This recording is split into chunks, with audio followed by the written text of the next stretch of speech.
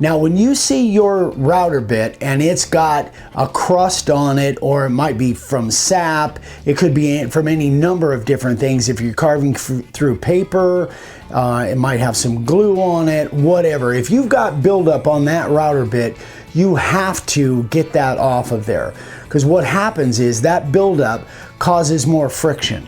More friction is heat, and that causes not only the bit to not flow through the wood, but it also causes the edge to dull faster. So this is one thing that I tell people over and over and over: keep that buildup off your bit.